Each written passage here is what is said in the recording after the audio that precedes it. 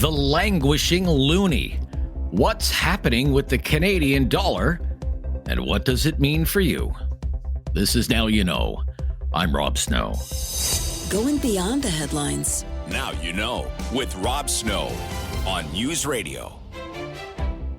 Well, we are back to the days of a 69-cent Canadian dollar. The loonie is up today, but it's down quite a bit since October. Why and what does it mean for Canadians? Doug Porter is the chief economist at BMO Financial Group. Thanks for joining us again. No, thanks for having me. Why has the Canadian dollar been trending lower?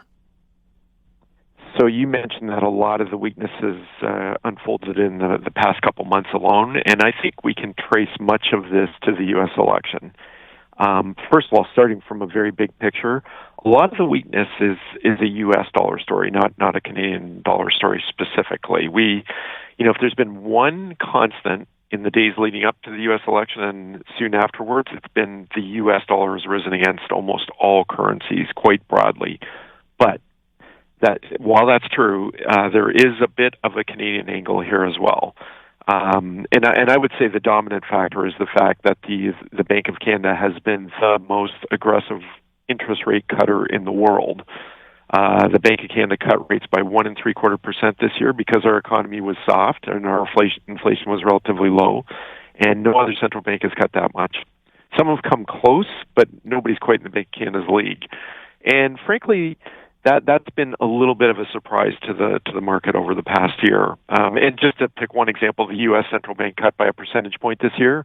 We cut by 1.75%. That's a pretty big difference. And then, of course, loaded on top of that, we had the political drama this week. I wouldn't make that big of a deal about that, but let's just say it made a tough situation a little bit more complicated and a bit more challenging. And the last thing I will say, and this is also a bit more of a Canadian-specific story, is of course in the last few weeks we've been directly threatened with tariffs by the U.S. And I will tell you the market was not expecting Canada to be singled out like it has been along with Mexico. And even if those tariffs don't go into place, we're still dealing with trade uncertainty in Canada.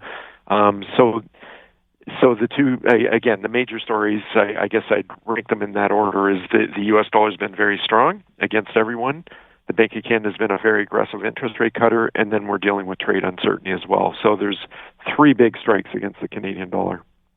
Okay. Could this weakness continue? Could the Canadian dollar go even lower? It is certainly possible, and foreign exchange markets are famous for so-called overshooting. In other words, taking a story and going way beyond fundamentals, at least temporarily.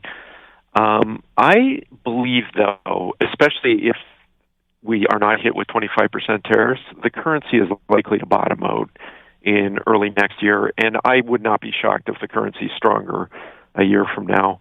I will tell you there is a lot of bad news piling onto the Canadian dollar all at once here, and the market is very quick to absorb that information and build it in.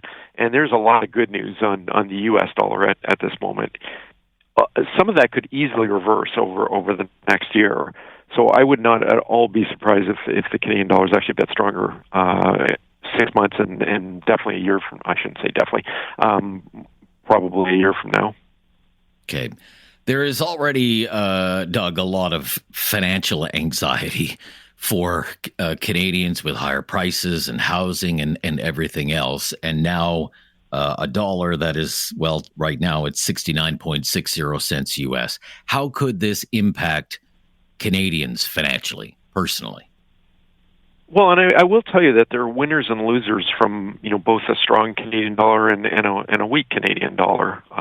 Some parts of the economy actually benefit from a weaker Canadian dollar. I certainly wouldn't cheer it on. I mean, the best place to be is a properly valued currency, and I would submit that we are below what I would consider to be fair value. But generally speaking, producers, exporters do somewhat benefit, for the most part, from a weaker Canadian dollar, whereas consumers, importers lose. And of course, the reverse is true when the currency is strong. So as a consumer, yeah, it could be painful, depending on whether you're planning a trip to the U.S. or whether you buy a lot of imported goods or not. For some of us, it won't make that much difference. If if you're not a snowbird or weren't planning a trip to the U.S., it wouldn't necessarily have that much impact on you. The way it can affect us all, though, is, even though importers don't necessarily pass on that weakness in the currency right away, it does affect some things almost immediately. For instance, it will seep into gasoline prices. Energy prices are set globally.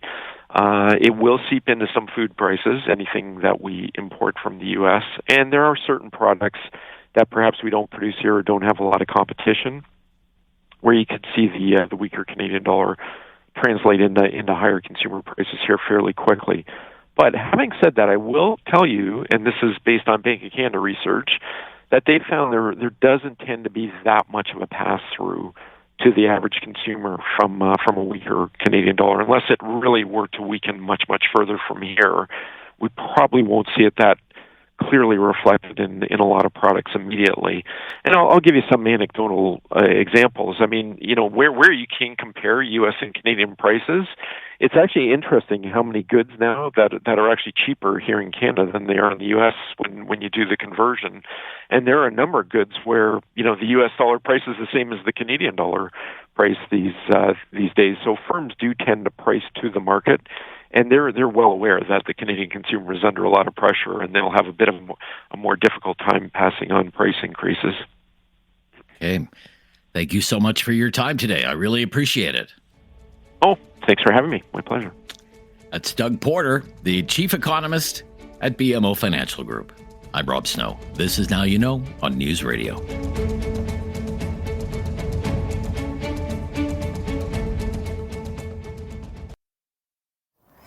Critical thinking is not dead. Now You Know with Rob Snow Returns on News Radio. He's our friend on the right side of things. Michael Taube is a syndicated columnist and speechwriter for former Prime Minister Stephen Harper. Welcome back. Hope you're doing well, Rob, and still alive after this crazy week. Yeah, it's been wild, and you've been all over it and all over the place. Yeah. You have a column in The Spectator in the UK for Looney Politics, National Post. So Daily you're all over you name it. Yeah, the Trudeau Freeland drama. You're all over it. What do you think will happen next? Yeah, as I get older, these things are mentally and physically more tiring than they used to be when I was in my 20s. But it's okay. I love doing it. The grind always intrigues me and will till the day I pass. Look, it's been I think we can sum it this way. This has just been, without being crude or swearing, one of the most ridiculous periods of time we have ever experienced in Canadian politics. And again, without yelling, this is why I and others warn people, not just recently, but years ago, that this sort of stuff could happen. Now, we never envisioned how it would all play out, but we said that, look, Justin Trudeau, not only was he not ready for the job, he was ill-prepared for the position. And we see it. We've seen it a lot, certainly in the past couple of years, which I've discussed with you, Rob, and you've discussed with other guests, and we've both chatted about with a lot of different people in different forums. This is, you can say that the chickens are coming home to roost if you want to use that argument, but this was all kind of predicted because the person who was supposedly in charge didn't know what he was doing and has never known what he was doing. In 2015, he won a majority government because Canadians decided after nearly 10 years of my old friend and boss, Stephen Harper, that they wanted to change. This is not unusual in Canadian politics. It's unfortunate, but it's not unusual. And it happened. But ever since that time, and pretty early on, all the warning signs, warnings in general, all the signals that we said, everything has come crashing down.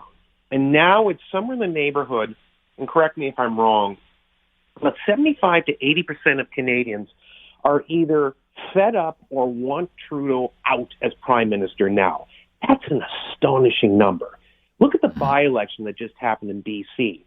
The Conservative candidate, Tamara Jensen, who, yes, was an MP at one time for that riding, and that's fair, and then sort of gone tete-a-tete with the person she beat, the Liberal MP, for a period of time. She won over 60% in that riding after just having basically had very close, razor-thin wins or losses in the past. She absolutely obliterated the other parties. Yes, the Liberals finished in second, but way, way back. And again, that's not necessarily a safe riding for any party, but Jansen has now made it safe largely because of Trudeau's failure. And the thing with Chrystia Freeland, to tie into a semi-neat little bow, again, a lot of people are saying that, well, does Chrystia Freeland really deserve praise? I mean, she has been the minister of everything, the de facto prime minister, whatever title you want to use for her. And it's true. She, as I said in my Spectator piece, and I stand by it, she was the brains of this operation.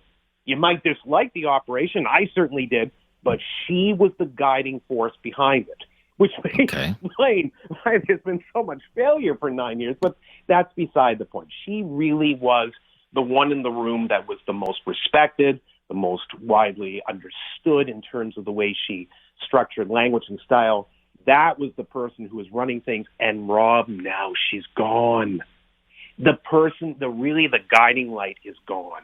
Because even Chrystia Freeland, as loyal as she is, got tired of the machinations and nonsense and rubbish behind the scenes, and Trudeau basically came after her. And what makes it ridiculous is they have this discussion, as she said in her resignation letter, they had this discussion, on the Friday previous, that he wanted her gone, he wanted to give her another role. She was irritated and, angered by it, and who can blame her? And obviously ultimately refused, as we found out this Monday. He still expected her. After making these comments and having the Zoom meeting and apparently reportedly telling her, oh yeah, Mark Carney is going to replace you, which clearly he didn't, that you still have to give the fall economic statement on your way out. On your way out. So insane. How can a man lead a country like this and think that, oh yeah, she's just going to go along with it? Good for her for standing up. I'll say that much for her, if nothing else. Okay. Disagree with we her. only have about 90 seconds left. So what do you think? What do you think Mr. Trudeau's going to do here? What's his next move? He's just going to stick around. Well, there's going to be a cabinet shuffle tomorrow, from what we understand.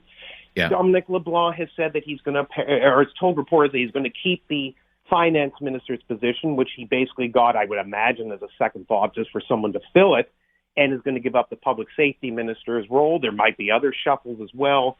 I think Trudeau's going to try to carry on for as long as he can, or until the NDP finally lives up to their threats that in February, March of next year, they're going to pull a vote. They might support a vote of non-confidence, or when Jagmeet Singh gets his gold-plated pension, which is really what it's being based on. But you think Trudeau's going to lead the Liberals into the next election? I still think it's possible. It's all just a question of what comes out. It certainly would be stupid for them to do it. But on the other hand, I think he's going to try to push back as much as he can. If the Liberals get enough momentum and there's enough of the caucus against them, they'll get him out. But it's going to be a hell of a battle, and something that historically the Liberal Party of Canada hasn't faced too much. Even the Chrétien-Martin wars weren't quite as intense as what we're seeing now. Okay. So when we get back, we'll get Michael to take out his political crystal ball. Give us a pick for a politician he thinks is worth watching next year, 2025. When I asked him this a year ago, his pick was a pretty good one in the president of Argentina, so stay tuned for that. When we come back with our friend on the right side of things, Michael Taube. This is News Radio.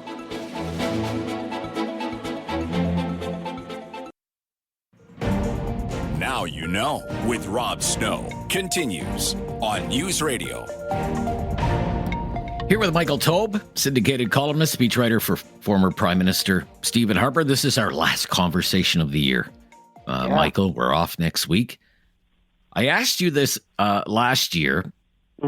Give us a politician to watch next year. And last year, you said, keep an eye on this president of Argentina. What's his name? Javier Milei. Milei. Yeah, Javier Milei. So that turned out to be a really interesting choice. It was certainly a fascinating pick. Who's your pick for 2025? Yeah, no, Milei did turn out to be a good pick on my part, I have to say. And look how well he's been doing in Argentina, and that enormous debt seems to be disappearing, which is great. But for 2025, Obviously everyone's going to say Donald Trump, and that's a cheat. We know that, where everyone's going to watch it. But here's one that you might want to keep your eye on, because during the Trudeau-Freeland brouhaha that we just talked about in the first segment, another little interesting thing happened, which is that the German government lost a vote of non-confidence or no confidence. Gee, Canada, okay. There's an idea. And basically what has happened is that Germany will go into an election next year. So here's the person to watch if the Christian Democrats form a coalition, which I think they will, because Germany seems to be furious at their former socialist leader, Friedrich Merz. That is the leader of the Christian Democratic Union. And why should we watch him? One, he's not just because he's right-leaning as I am, but he has some very good characteristics. One, he actually looks at fiscal conservatism in a very wise way, and he actually has some good ideas that I've read about in terms of ways to improve Germany in itself and try to reduce the amount of state influence and look at privatization as ways to improve things. Two, he seems to be pretty sensible overall in his leadership, different than Angela Merkel, who obviously, whether you loved her or hated her, lasted a long time and did some things right and some things wrong, to be sure. But Merz is more of what we would call a small c conservative, neoliberal, if you'd like, and if you want to use philosophy. He has a good eye for politics. He has a good eye for economics. He understands German politics well. He is a person who has been in the CDU for a long time and understands how to operate it. And the most important thing is that the political needle in Germany seems to be shifting back to the right.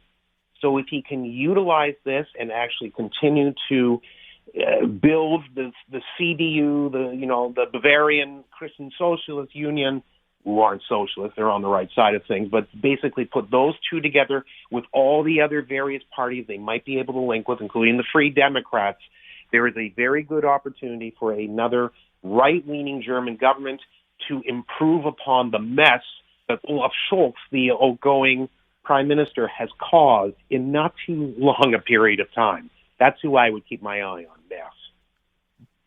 Merz. M-E-R-Z. That's him. Leader of the Christian Democratic Union in Germany. Okay, interesting pick.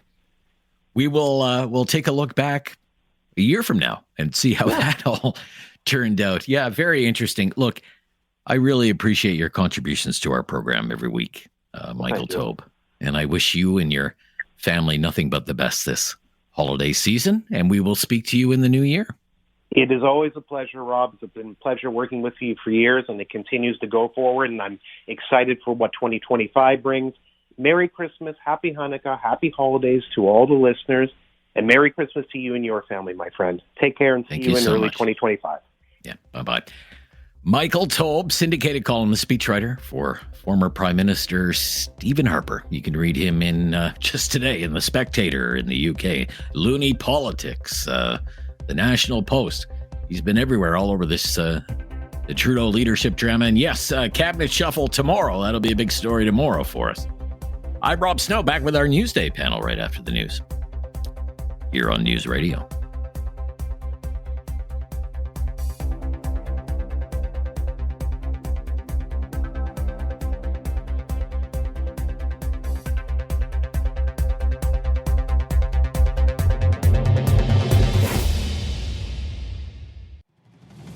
Now you know with Rob Snow continues on News Radio, the Newsday panel. And it is time for our last Newsday panel of 2024, going out with a bang. Cam Holmstrom, the pride of Kenora, is back from Nepoe Strategies. How are you? Oh, I'm pretty good. It's been quite the month. Week. Week, yes. And hey, could be day, and the day's not over yet. You never know what could happen. Josie Sabatino, Prince George, British Columbia, I believe. You see, is that right, Josie? Prince George? Right? That's correct, and I'm flying home tonight. Oh, you are? Okay, well, safe travels. I hope you get there on time and there's no problems. Senior consultant at Summa Strategies. So, cabinet shuffle tomorrow, we know that. That'll be tomorrow's story. Who goes where? Fill in the blanks. Ottawa's favorite pastime, political Ottawa anyway, cabinet shuffle day. But let's kind of game plan some various scenarios and consider the possibility of each one coming to pass in light of Mr. Trudeau's leadership troubles after Chrystia Freeland's resignation on Monday. What do you think of this? What is the likelihood of this? Mr. Trudeau goes to Rideau Hall, asks the Governor General to drop the writ, and we're into an election. What are the chances of that, Josie Sabatino? I think it's likely. I mean, he's either resigning or I think we're going into an election because he is increasingly losing the hold on his caucus. He doesn't have the support of Canadians as per all of the public opinion polling, and this leaves him few and far between in terms of options. So I think he is delusional enough to continue at this and maybe just trigger an election ahead of the U.S. inauguration. Okay. Well, I think we may have some debate on this. What do you think, Cam? Trudeau goes to Rideau Hall. Let's have an election. Let's have an election right now. What do you think is the likelihood of that? No, right now, I don't think so. I honestly, if he was, why would he even bother with the cabinet shuffle tomorrow, right?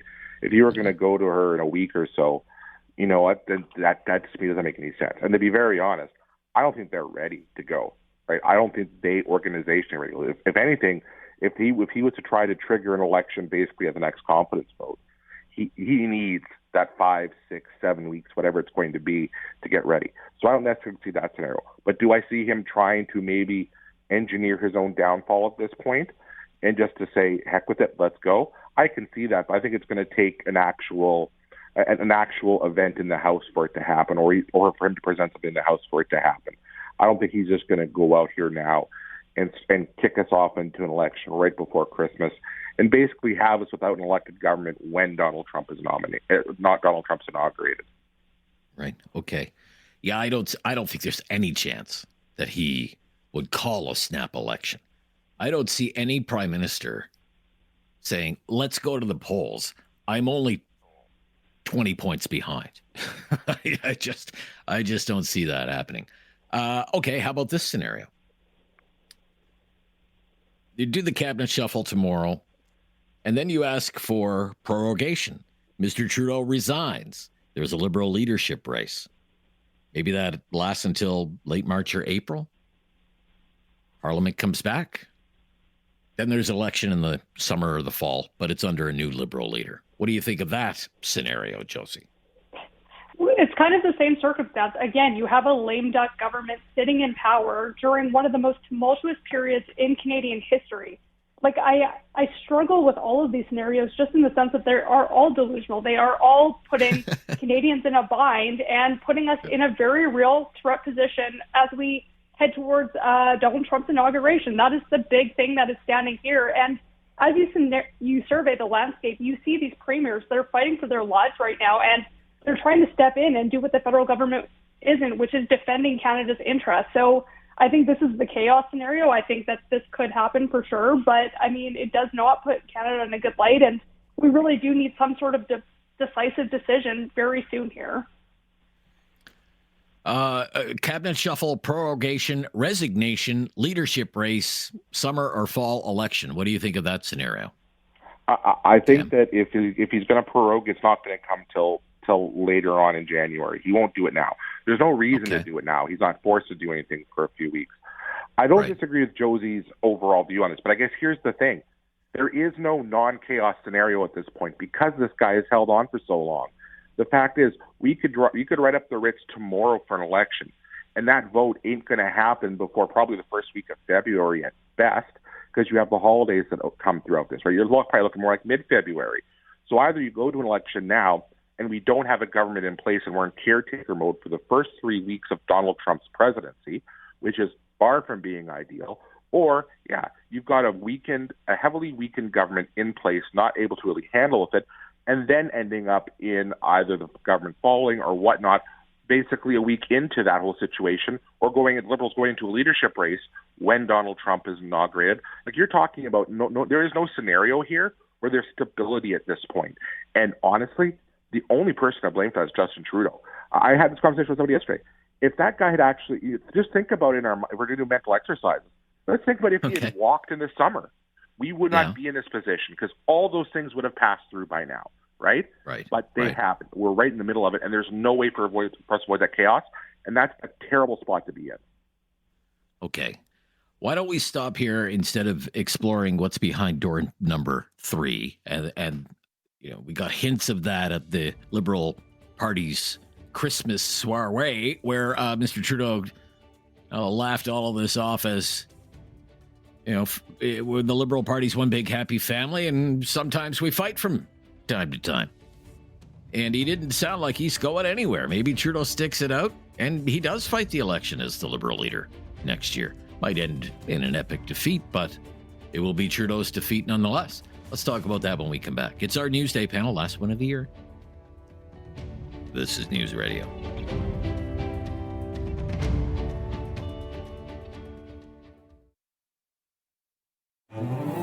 There is no question Rob won't get answered. Now You Know with Rob Snow continues On News Radio. On our Newsday panel with Cam Holmstrom, Principal at Neboy Strategies, and Josie Sabatino, Senior Consultant at Summa Strategies. What do you think is the likelihood, Josie, Trudeau just sticks it out? Fights the election as Liberal leader next year, and the Liberals suffer an epic defeat, and then he quits. What do you think? What do you think? You know what, it's like a 50-50 chance here. I think having the cabinet shuffle tomorrow indicates that he at least wants to put up the front of business as usual. We've heard from him this week at the only 2 events that he did, which were the Liberal Christmas parties, that, things should continue as to that extent. So I do think that there is a strong possibility that, again, he ignores the forces of change that are fighting for him to resign and continues on like nothing happened. Cam, what do you think? I think he's going to try, but I don't think he'll succeed. And let me tell you a little anecdote just to help drive this home. Yesterday, I was up in Ottawa. I had some meetings, and I was meeting up with someone for coffee at the Chateau Laurier. And I'm sitting in the lobby of the Chateau Laurier, and I sit down. Directly across from me is a former minister in this government from a while back, sitting there just kind of minding his own business. People come up, talk to him, ask him about things, yada yada yada. Lo and behold, coming off to my left, do I see coming, but none other than Chrystia Freeland, and that minister and her start to talk. It was a very friendly conversation. Once the conversation is done, she tries to go to her car and leave the lobby. I swear, for her to travel the 100 feet that it took from where I sat to her car, it took her 15 minutes because random people were just stopping her. Thank you, thank you, thank you, thank you. Okay. The fact is that her resignation has unleashed something within that group. Justin Trudeau may want to think he can BS his way through it. I don't think his caucus is going to let him do it. And if he somehow gets to the House with the confidence vote, at this point, Jagmeet Singh's not going to let him do it because he just absolutely cannot. So, to me, he may think he's going to have this opportunity, but I think he'll find himself left up pretty short quickly here because, the tides have definitely turned on him within his own caucus. Okay, very interesting and a very good segue because there is a line of thinking that the Liberal leadership is underway, whether Justin Trudeau wants to admit it or not. It's underway. Interesting scenario outlined yesterday. Interesting scene outlined yesterday by Cam there in the Chateau Laurier. Does that mean, Josie, that Chrystia Freeland has the jump on everyone now? I don't think so. I feel like everybody has forgotten in the week's event that this is the woman who brought us the Vibe session. She brought us Disney Plus. I mean, I can't see her. And remember, she has had the baggage of this Liberal government and hanging onto the country's finances, hanging over her head for several budgets now. And I really do think that it has to be an outsider if anybody is to have a chance of moving away from the brand drag of what this Liberal government has done to our country over the last 9 years. So I think, Mark Carney is the one to watch, and I would shy away from anybody who suggests that, this current crop of Liberal cabinet ministers really have a chance here when it gets taken to Canadians. Mark Carney would be the one to watch if anybody could find him, I guess. He's in the witness protection program right now, I think. But okay, Mark Carney is the one to watch, and not Chrystia Freeland. Very interesting. What do you think about that, Cam? I think it's going to be one or the other. It will not be both. And honestly, I think the one thing that came out of this whole situation, which I'm surprised no one knew at this point, but it came out in the coverage on Monday, that supposedly Mark Carney is godfather to one of Chrystia Freeland's kids. right? Like they have a deep personal relationship, obviously. And as I had someone say to me yesterday, it's like, how much do you want to bet that over the weekend she spoke to him, right? Which is why he's gone AWOL and she was able to do what she did, right? Like, honestly, I have a hard time picturing maybe the two of them going head-to-head in this circumstance. And if anything, it'd be one getting behind the other. But, yeah, like to me, Carney's the more natural choice just because, as Josie laid out, he still somehow has no connection to this government. And he can at least say, hey, at least I wasn't there casting a vote and letting all this garbage go on. Yeah, right. And doesn't that speak to what a monumental screw-up this is by the Prime Minister and the PMO? Did they not think? Look, we're just speculating. We don't have evidence that Freeland is texting Carney and back and forth about all of this plotting and scheming behind the scenes, but it's hard to imagine that they would not have been in contact. Well, and you'd have to think, if we know that the PMO must have known that, and they tried to pull this stunt off anyway. Well, Rob, like at the end of the day, think about this. If I'm getting my boss is calling me and telling me, by the way, I'm firing you and I'm replacing you with this person who you know, you think I'm not going to call the person and say, hey, by the way, is exactly. this the case? Yeah. Like, at the very least, like. Yeah. Josie, what do you think of that? Well, how much more evidence? That's part of the absurdity of it all, isn't it, Josie? Yeah, these people are not thinking. I mean, we forget that things have moved so fast this week that it was just last week when Justin Trudeau stood up at an event and talked about how the U.S. didn't elect a woman president, and he was talking about his gender balanced cabinet, and then he stuck the knife in Christopher Freeland 2 days later. I mean, these people are not thinking. They are not thinking at all. Yeah, over Zoom. Okay, which so is when we come back, a respectful way to fire your colleague in 10 years. Yeah. Okay. Look, when we come back, get out your calendars. Take a look at all the events that happened this week, or pardon me, this year in politics. Away from the drama on Parliament Hill, think of all the provincial elections that there were.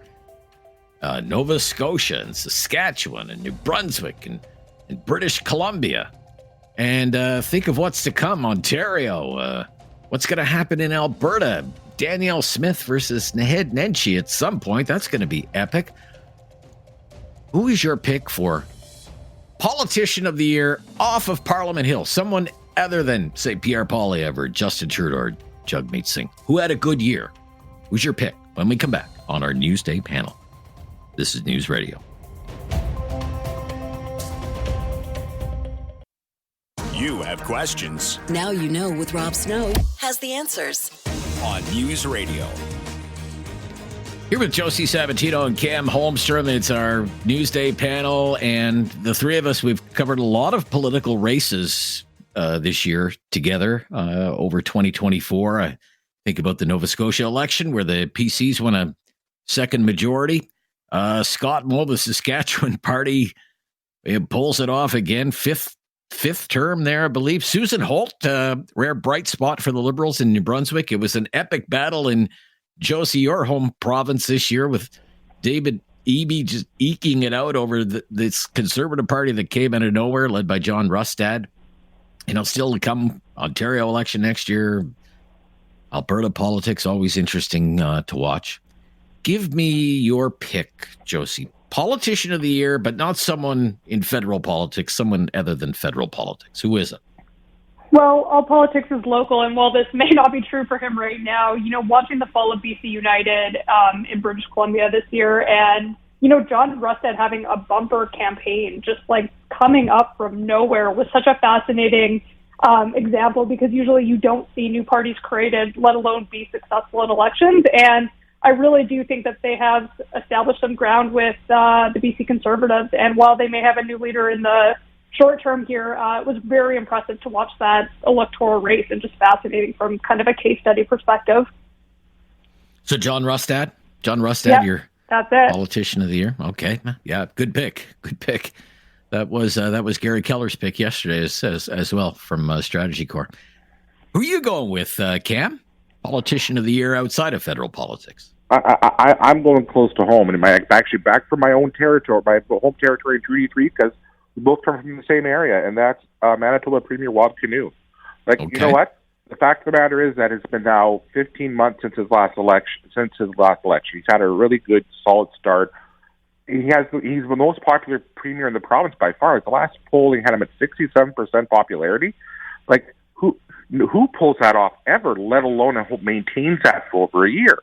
Like, that's impressive. And also, as things have started deteriorating on the national scene, he's really been making a strong contribution to the conversation and making it easier for progressive people to talk about certain topics. Like, for example, him coming out strongly in favor of us hitting our NATO target and making a progressive case for why it is we should be investing in our military, right?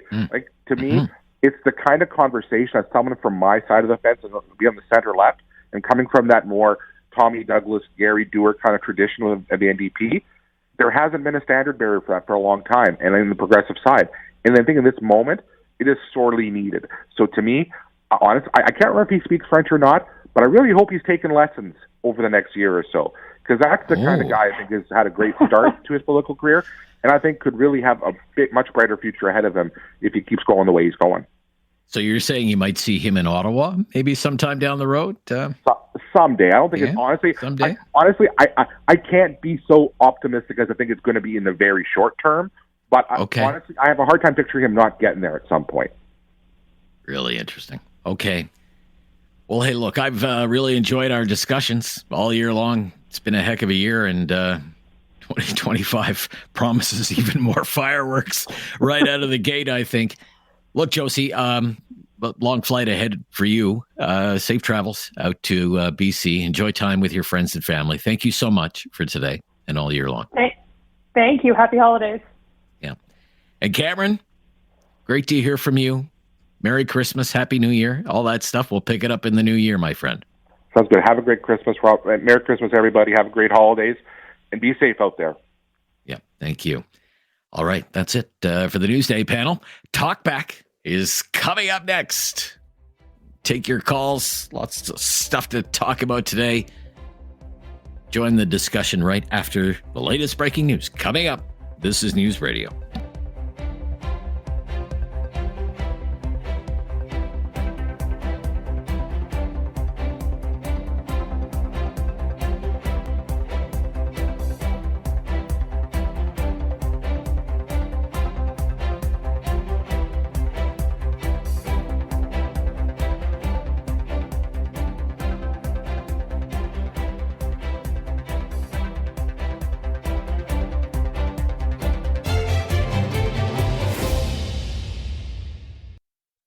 It's time to talk back.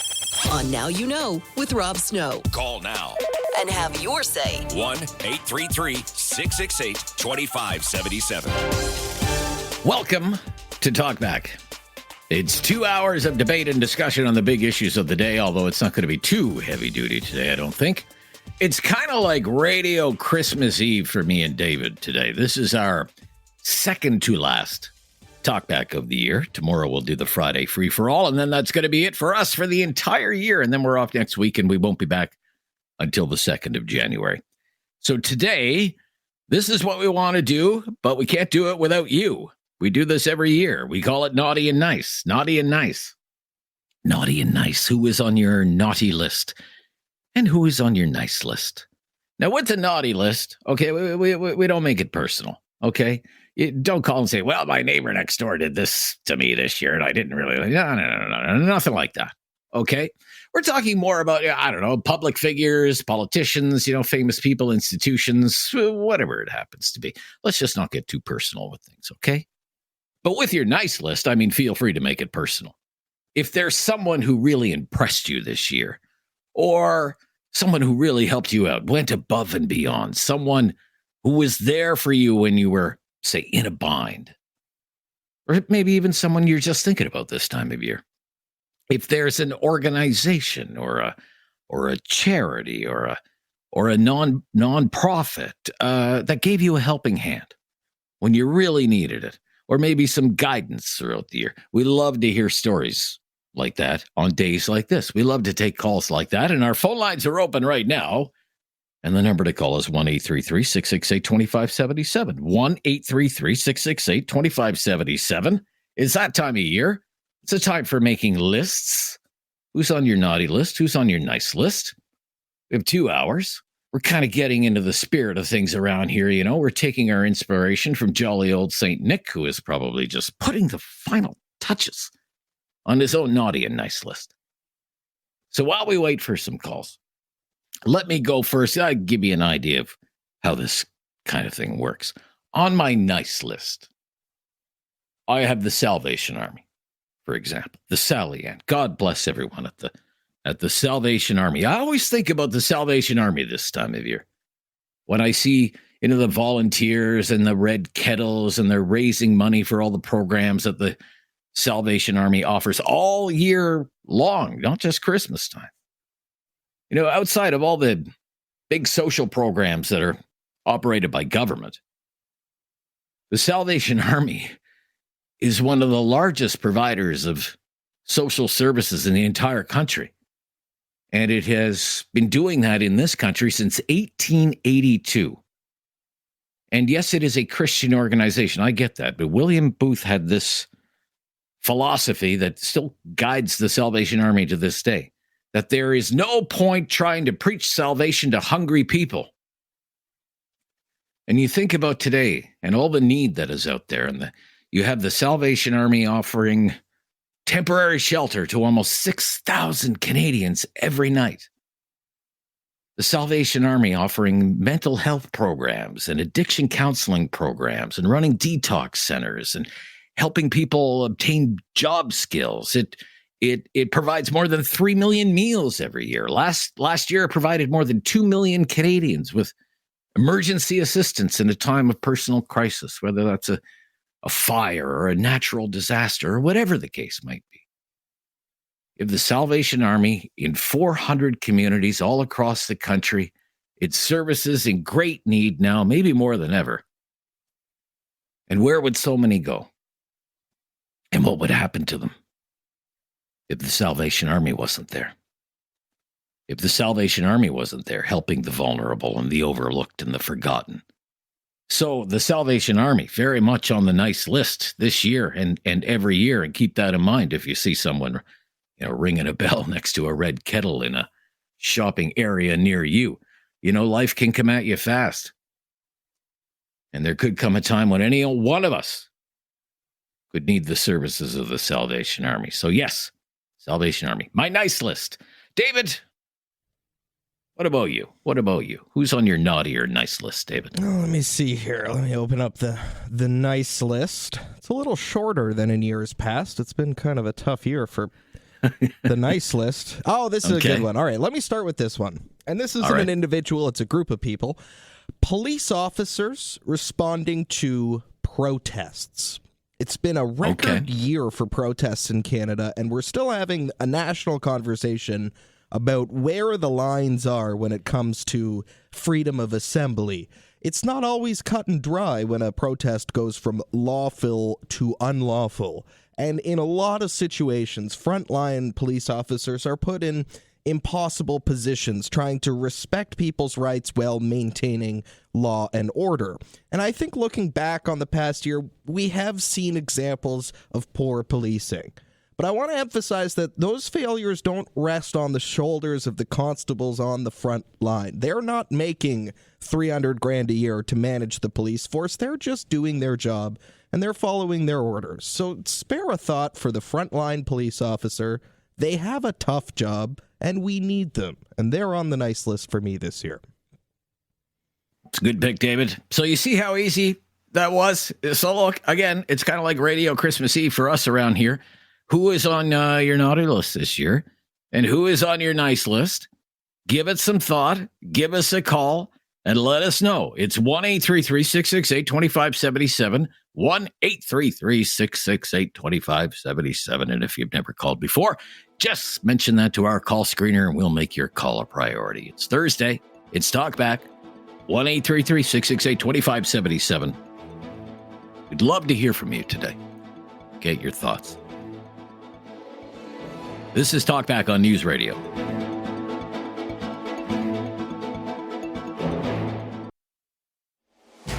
Have something on your mind you want everyone to know? Call now. Hello. 1-833-668-2577. It's Talkback on Now You Know with Rob Snow. So again, keep trying to call 1-833-668-2577. We may be having some phone line issues right now. Not sure what's going on, but we'll get an engineer on top of that, and they'll figure things out. But that is our line, 1-833-668-2577. Keep trying. We'll see what happens. If not, David and I have a long list, a naughty list and a nice list, and we'll try and keep you entertained between now and then.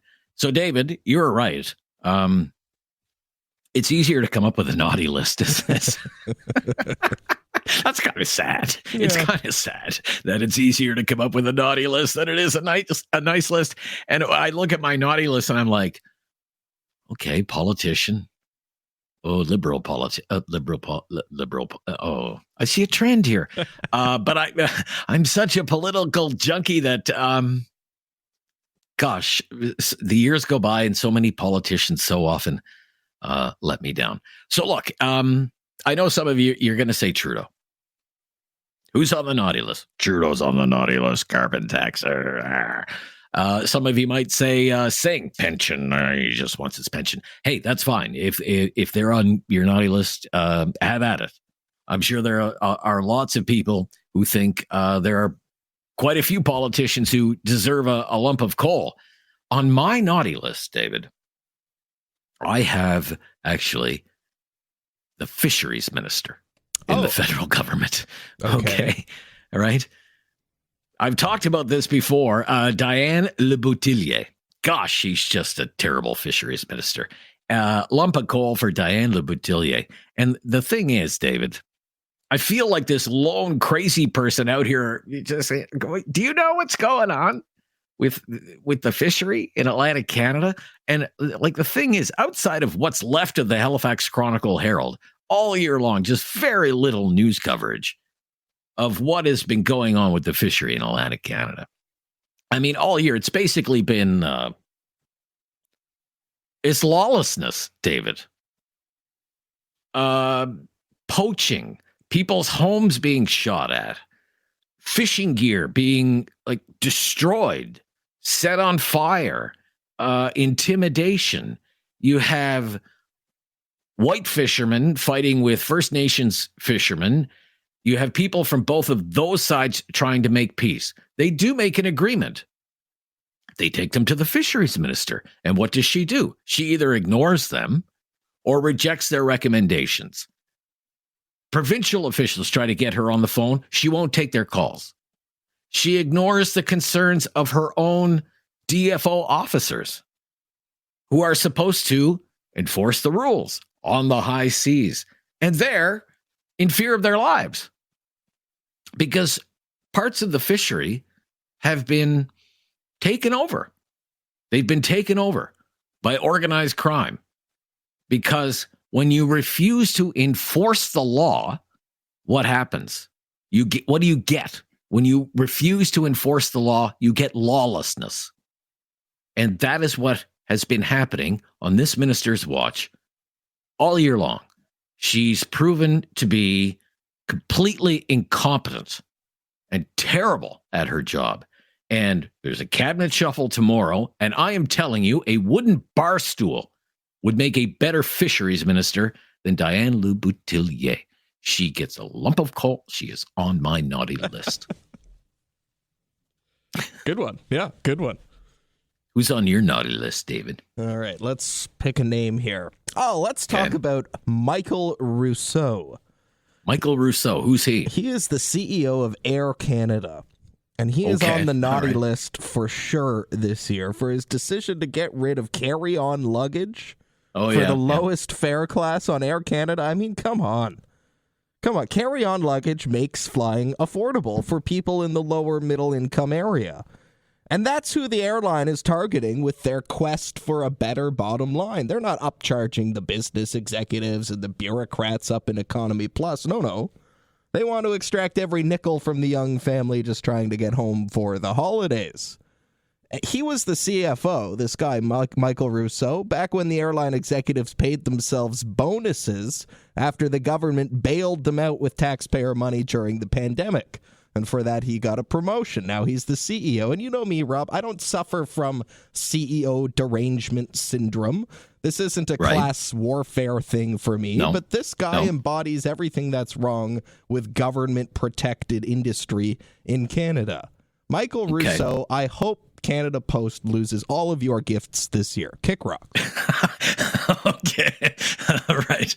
Okay. Yeah. So look, it is our second to last talkback of the year. We are doing naughty and nice. Who is on your naughty list? Who is on your nice list? We are having an issue with our phone line right now, but I don't know. Give us a call. Give us a try. 1-833-668-2577. Who is getting a shiny red bicycle under that Christmas tree? And who is getting a lump of coal? 1-833-668-2577. We will stop here. We'll see if we can get things sorted out around here. Gremlins in the machine happens from time to time. I'm Rob Snow. This is News Radio.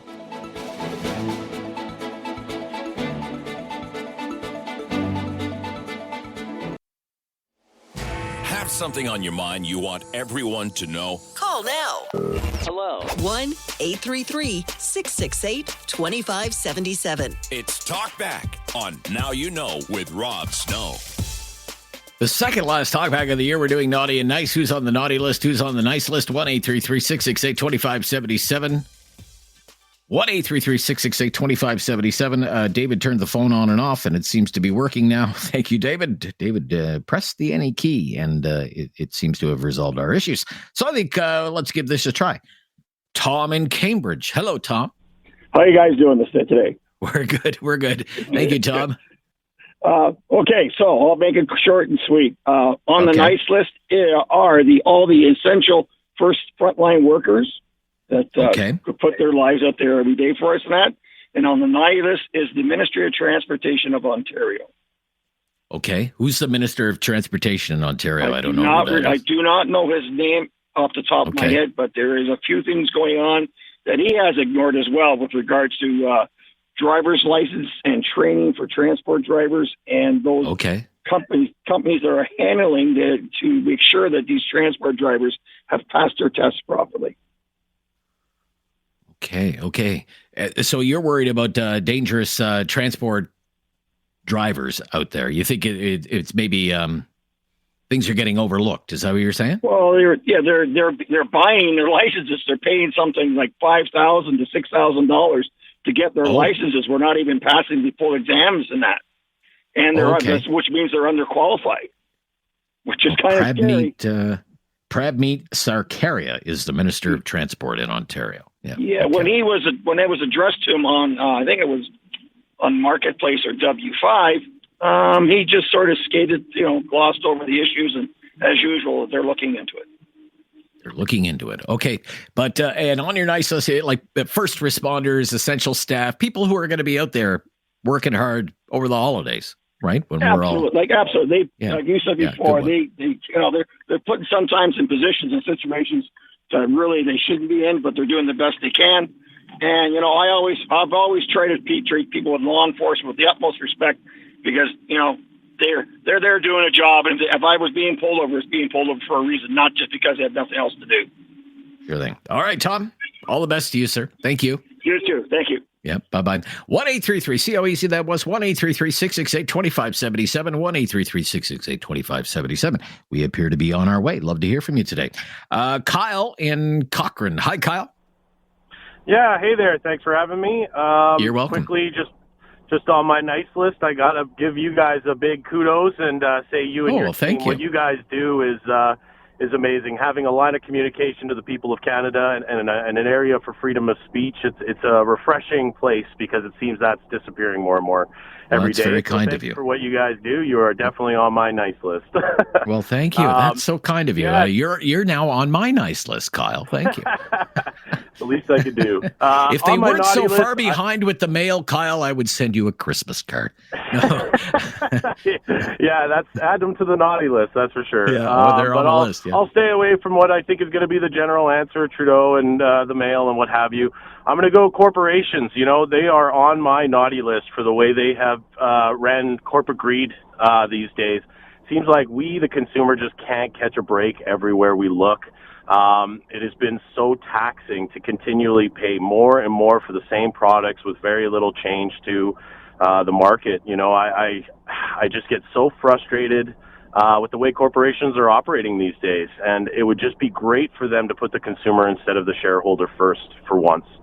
So I got corporations on my naughty list big time. All right, corporations on Kyle's naughty list. Look, Kyle, all the best to you and your family over the season, sir. I hope you get some downtime. Thank you so much for your call. Yeah. So again, it's our second to last talkback of the year. We do this every year. It's kind of an annual tradition for David and I. Naughty and nice. Who is on your naughty list? Again, you know, nothing personal, like, you know, Jimmy was mean to me or whatever, you know, neighborhood disputes. We don't want to get into that kind of stuff. But, you know, if you do have, like the last caller said, Kyle, you know, I think corporations have been too greedy and they're on my naughty list. All well and good. I don't like what the Minister of Transport's doing in Ontario. All well and good. Have at it. Unload. And if there's someone who you think needs to be appreciated and thanked, who is on your nice list for 2024? 1-833-668-2577. We'll be back right after the latest breaking news here on News Radio.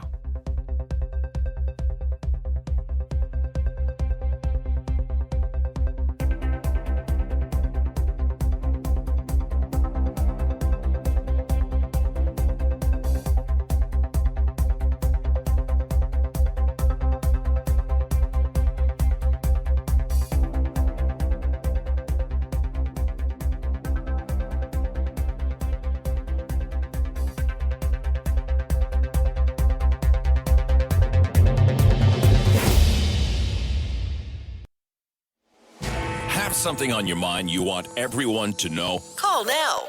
Hello. 1-833-668-2577. It's Talkback on Now You Know with Rob Snow. We're doing naughty and nice today. Who's on the naughty list for you? And who is on your nice list? 1-833-668-2577. 1-833-668-2577. Let's go to Ed in Calgary. Hi there, Ed. How are you? Hi. Great to hear from you. Yeah, well, my naughty list would be Trudeau. Everybody knows that. I think he's on everybody's naughty list. Yeah. Right? Yeah. And the good part about this is we're in Canada, and Trump has taken over. I like Trump myself. Okay. But we need Poilievre in there. And the thing I can't figure out is, you know, Canada has protests about everything, every nationality, everything. So who's backing up Canada? Maybe Trudeau needs Canadians to speak up, right? Right. Okay. So you think that, so Trudeau's on your naughty list. I mean, they'd have to open a coal mine for all the coal he's going to get, I think. Yeah. Trudeau. Sure. Deliver it by the truckload, maybe. Maybe get one of Paul Martin's ships. I don't know. And Trump, he would be on your nice list? Sure. Yeah. Sure. Okay. I think he's just talking, you know. He's talking. He's laughing at Trudeau. And that, you know, and, you know, he is. He's laughing at him and making a mockery of the country. Yeah, it's not good. But, you know, I cannot understand why there isn't any protests about him in this country. Protests about Trudeau, I haven't heard a call about that. Right. Like why people aren't taking to the streets and demanding his resignation? Is that what you mean? Yeah. If they did, what would happen?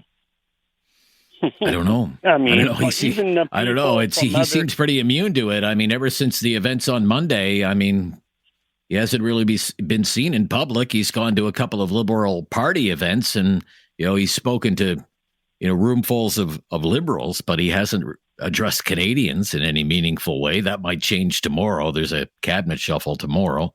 Be hard for him to avoid not speaking to the media after a major cabinet shuffle, but that'll be the big story tomorrow, I guess.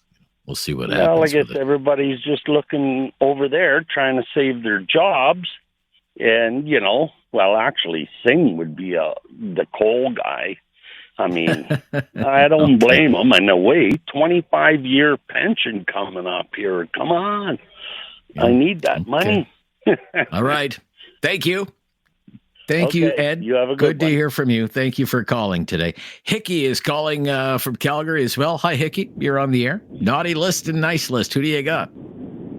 Naughty list, I really have the federal government as a whole. Vashi Cabello's had two great guys on last night. I don't know their names. They're older politicians. But they said, you know what? We have to look at what we have to offer the world, not just the U.S., but the world. Oil and gas. We need to stop the infighting in Canada. We spend so much time fighting with each other in province after province. Quebec won't let us get oil to Nova Scotia or the East Coast. And, our federal government has really put us in a position where the rest of the world looks at us now as we're no longer a G7 country. We're sort of the wimps. And we got to get back together and strengthen our country and have a vision for it and be one of the superpowers again with all these natural resources and really figure out how the rest of the world needs them and how we get them there. So the federal government kind of at large or en masse. It's all the infighting. It's all, we're like a whole bunch, we're like 15 roommates all in an apartment and we're eating each other's lunch. Like, we're not standing. I get that everybody at the federal level hates each other, but we're not standing up for Canada as a whole and really looking at what's going on outside. We need to start looking at, the Arctic and how we're going to protect that from China and Russia coming in. We need to start looking at how we're going to get our natural resources. Kitimat's been on the books since 2014. We still can't get liquefied natural gas to the ocean, and the EU's been for it. So is Africa. Right. Yeah. Well, I think about what Brad Wall used to say. We got the 3 F's in Canada: food, fuel, and fertilizer. In demand. Exactly. All over the world. Right. So, yeah, let's make the most of it, I guess. We're landlocked and we're not getting it out there. And I mean, we need to look at, how much stuff we're sending to the U.S. And, I like Trump, but I think he's also got a good point. We're spending so much time fighting in and amongst ourselves that we need to look at things like the border. We need to look at, we're one of the only countries that doesn't scan all the shipping containers coming in and out. Geez, I wonder why we sent, 1 million cars overseas that were all stolen, because we're not scanning any of these shipping containers. Okay. Anybody on your nice list? Anybody make the nice list this year? You are. I'm trying to only call you twice a month because I know I called. Oh, God. So I really appreciate listening to your show every single day. You do, eh? You do. Wow. Thank you so much. It's not just me. It's David. David's kind of like my partner in radio crime. And, Andrea's there as well. So it's a team effort. A small but mighty team. I love what you guys are doing. Thank you for letting us have a voice. And I feel that it brings all areas of Canada together because we hear what the East Coast has to say and Central and everywhere else. And a lot of times we're all on the same page. And I love that. All right. Thank you, Hickey. Very kind. All the best to you for the holidays, sir. Thank you again. Bye-bye. So there you go. That's nice. 1-833-668-2577. Don't you feel good, David? I do. You're on all of these nice lists. Thanks, Hickey. I needed that. Nice? I needed that too. Yeah, it's a real booster for the day. Okay. All right. But it's not about us. It's about you. And we'll be right back with more of your calls. Yes, our phone lines are open and they are operating, which is kind of important when you're doing an open line talk radio show like this one. Thanks, David. David, part-time radio host, part-time producer, part-time engineer. You got to turn it off and on again. He's like Scotty from Star Trek. 1-833-668-2577, and he's on my nice list today. Who's on your nice list? Who's on your naughty list? Join the discussion on Talkback. This is News Radio.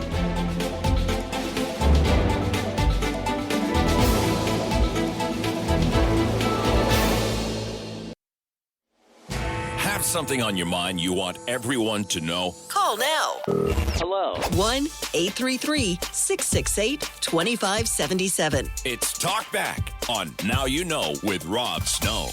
It's that time of the year, time for naughty lists and nice lists. And who's on yours? 1-833-668-2577. Steve in Calgary. Hi there, Steve. Thanks for waiting. Go ahead. Yeah, BBC News International. Biden administration extends $10 billion Iran sanctions waiver 2 days after Trump is elected. They gave them a financial lifeline to continue giving to the proxies in the Middle East. Why would any sane person do that? It is not widely reported. I only accidentally came across it. It'd be great if somebody did a story on this, what that actually means. As for my nice list, it always goes to 660 CFR Calgary, and here's why. Unlike Google Maps, it tells me which lane I want to be in on Deerfoot northbound in the morning, and that is critical to getting to work on time. Good. All right. And also, so you like the traffic information? Yeah, and they are the most complete in the city of Calgary.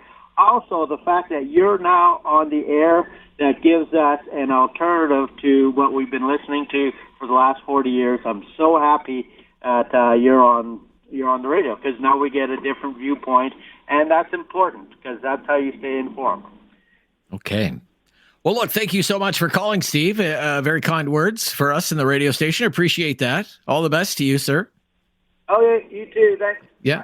Merry Christmas, Happy New Year, all that stuff.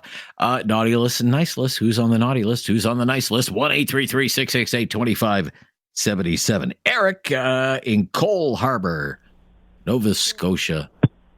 How are you, Eric? Hello, Eric. Yeah, the leaves are still in the trees and grasses.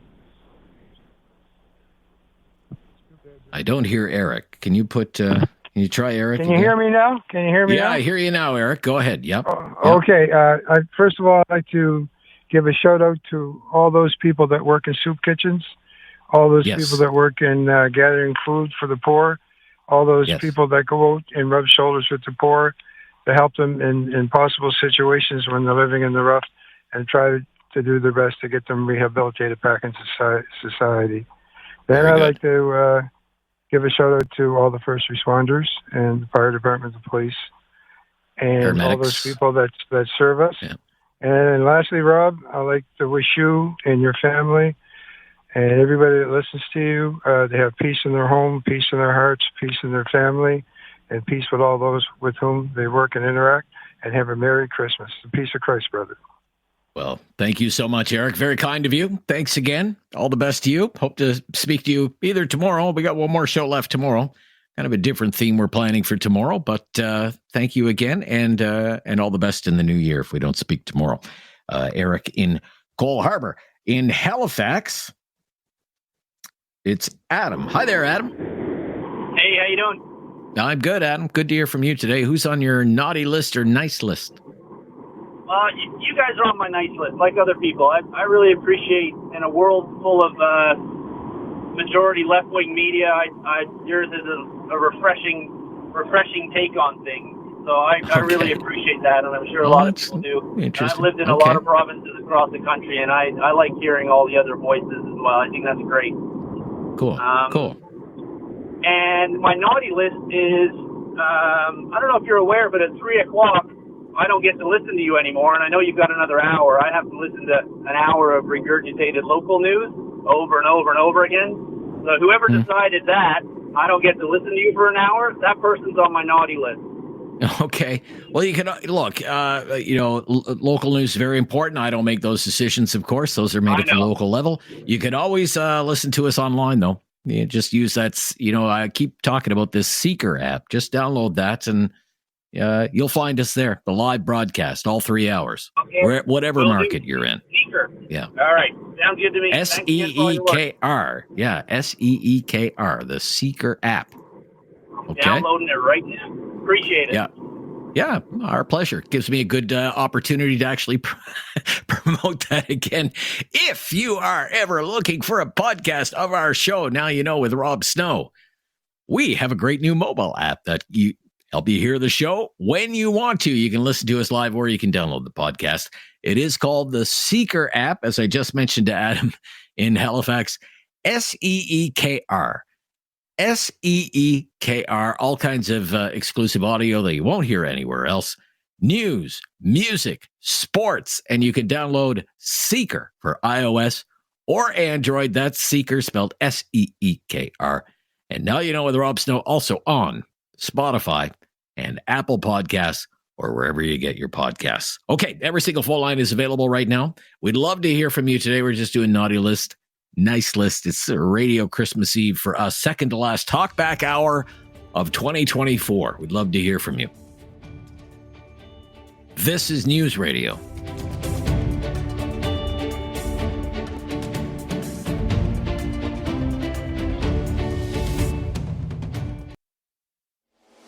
Have something on your mind you want everyone to know? Call now. Hello. 1-833-668-2577. It's Talkback on Now You Know with Rob Snow.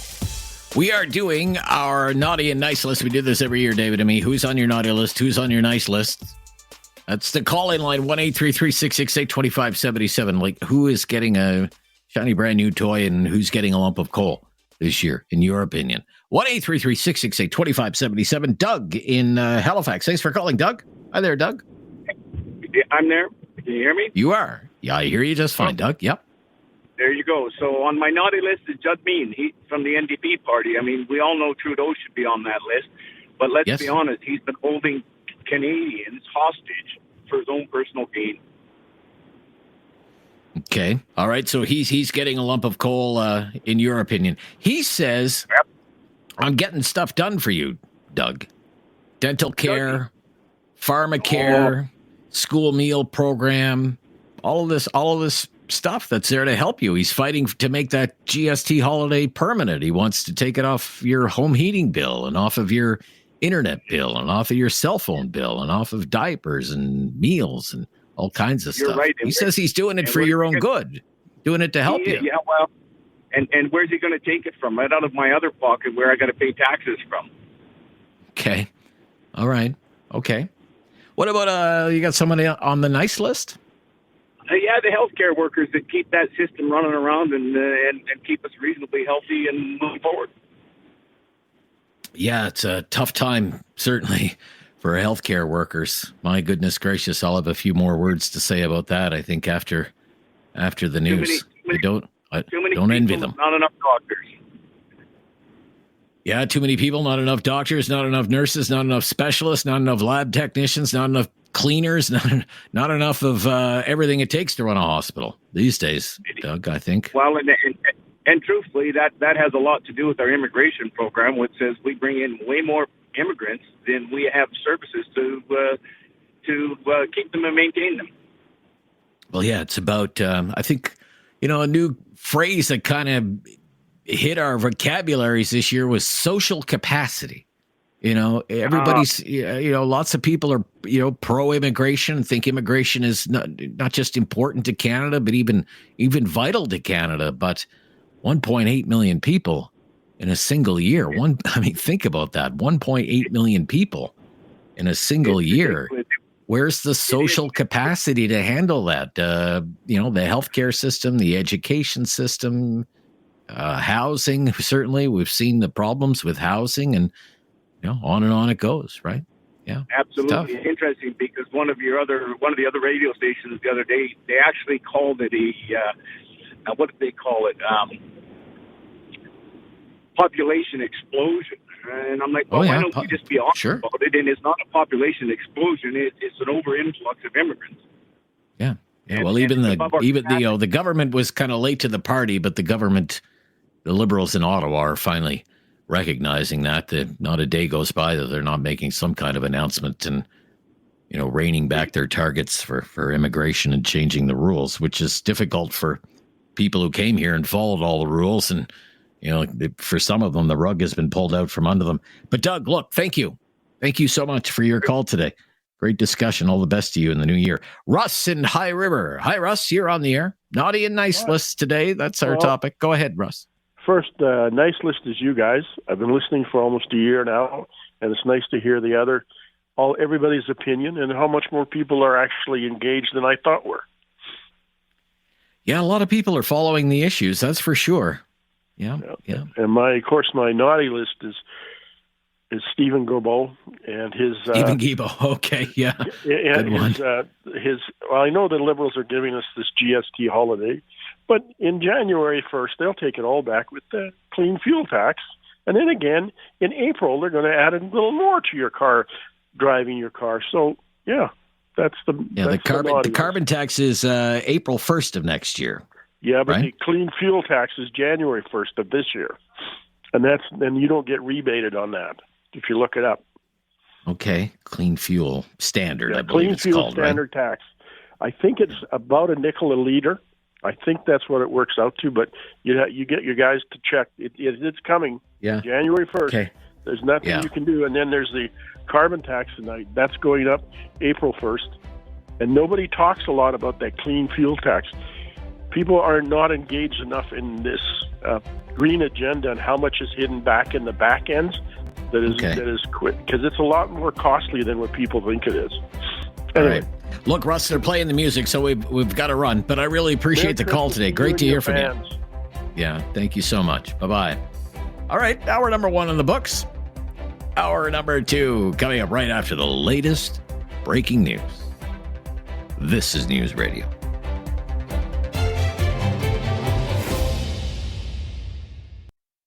It's time to talk back. On Now You Know with Rob Snow. Call now and have your say. 1-833-668-2577. Again, welcome to Talkback, hour number 2. I'm doing heavy-duty material today, trying to keep it a little on the lighter side in our second to last Talkback of the year, just before tomorrow's Friday free-for-all, and then we're away until the new year. We call it naughty and nice, who is on your naughty list and who is on your nice list. And just a reminder with the naughty list, just don't make it personal. My next door neighbor did this to me, or, you get the idea.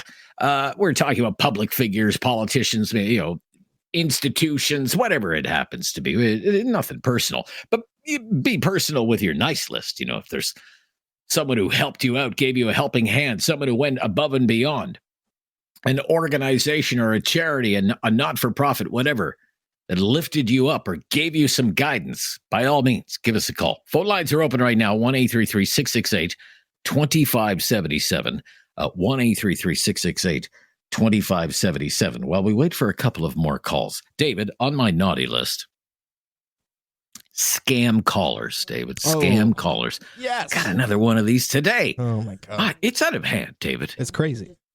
Yeah, it's a scam caller crisis in this country, and they are getting more bothersome by the day. And you notice they have this kind of newish tactic that they use. It's one thing to get a call from a 1-800 number. I never answer those. 1-800, you see 1-8, no, not answering those. But now they're using local numbers with local area codes. I gather there are companies that buy phone numbers in bulk, and then they resell them. And they're reselling them to scammers. For example, where we are in Ottawa, the area code here is 613. And the thinking is, if people see a local number, for example, in Ottawa, a number that starts with 613 instead of 1-800, well, the person is more likely to answer the phone. And then a 1-800 number. I'm getting calls like this. Well, I had one today. I had one the other day. And they're using the local area code where I live. Someone even left a voicemail with me the other day, and it sounded like they were speaking Mandarin or Cantonese or something, David. Oh, yeah, I get trying to scam me in a language that I don't even speak. Yeah. Mercifully with the modern day smartphone, it is easier to block those calls and report spam calls. But my gosh, if you don't recognize the number, don't answer the phone. You never know what you could be getting yourself into.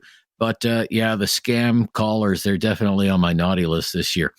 On my nice list this year, I want to give a huge shout out to the staff in the cardiac unit of the Cape Breton Regional Hospital.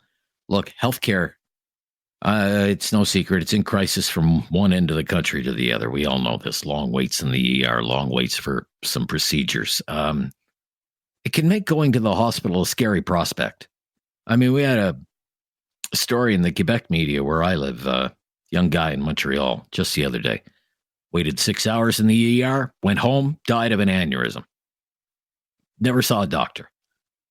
So it's scary, the prospect for a lot of people just going to the hospital. But a family member of mine was having heart problems, had to be admitted to the cardiac unit of the Cape Breton Regional Hospital. Great care. And they figured everything out, and they're back on their feet now, looking forward to having a holiday season with friends and family. And for that, we are eternally grateful. Very stressful these days for everyone on the front lines of the healthcare system. It's under enormous pressure. But if it's serious, it's world-class care. It really is. And everyone in healthcare, all on my nice list. What about you, David? Quick nice list from me. A liberal politician, Rob. A liberal MP is on my liberal nice politician? list. Yeah. Holy His name is Anthony Housefather. Oh, yeah. He's from Montreal. Yeah. He's a Trudeau. I would consider him a front bencher. He's not in cabinet, but he's been around a long time through iterations of this Liberal Party.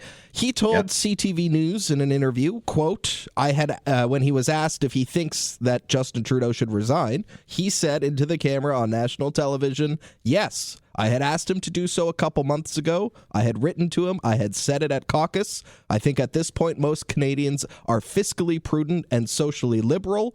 They see the Conservative Party is strayed too far to the right. They feel the Liberal Party is strayed too far to the left. And if the Prime Minister remains, I believe he is the ballot question. End quote. Now, I don't agree totally with everything Mr. Housefather is saying there, but the fact that he has the courage and the wherewithal and the integrity to say it publicly is worthy of celebration, and I think Mr. Housefather has been one of the leaders on that Trudeau on that Liberal team when it comes to the issue of Trudeau's lack of leadership. Anthony Housefather, and speaking out about the anti-Semitism in Canada, certainly also, and in Montreal and everything that was. He's a McGill law grad, and we had him on talking about what was happening during the summer at McGill. Right. So, he's going to be tough. They've got a high profile candidate in his riding running against him, the Conservatives, who was the lawyer representing Jewish students who were trying to end the encampment in Montreal. That's right. Remember that, Dave? That's going to be an epic fight in that riding when the 2025 election actually rolls around. They're both very, very compelling candidates. We've interviewed both of them in 2024 this year. So, that's one we're going to be watching on election night next year. So, look, why don't we stop here? If you're on the line, just hang on the line. We'll get to your calls next as we do Naughty or Nice here in the final hour of Talkback on a Thursday. This is News Radio. Have something on your mind you want everyone to know? Call now. Hello. 1-833-668-2577. It's Talkback on Now You Know with Rob Snow. Naughty lists and nice lists. That's what we're doing today. Let's go to Jim in Okotoks. Hi, Jim. Hello. Hi, Jim. Hi. How are you? Yep, I'm good, Jim. Good to hear from you. You have a naughty list or a nice list for us? Yeah, well, my naughty list is the Immigration, Refugee, and Citizenship Canada and their minister. Okay, Mark Miller. Okay. So, or even the one before him. Sean Fraser. I just heard about you talking earlier about immigration and such, right? And the issue that we're having with Donald Trump and what's going to happen in regards to illegal immigrants coming through the northern border. Yes. So picture this. Let's just say that there was a thing that the government did that says, okay, two of the most crucial things that we look at when we figure if we're going to issue somebody a visa, we'll forget about that. We won't look at it. We won't do it. We'll just issue them the visa, and we'll give them a timeline of when they can get to Canada and do that. And so this is why we have this issue about people coming to Canada to cross to the United States, because Canada neglected to do their due diligence in order to go through and make sure that these people are actually legitimate travelers.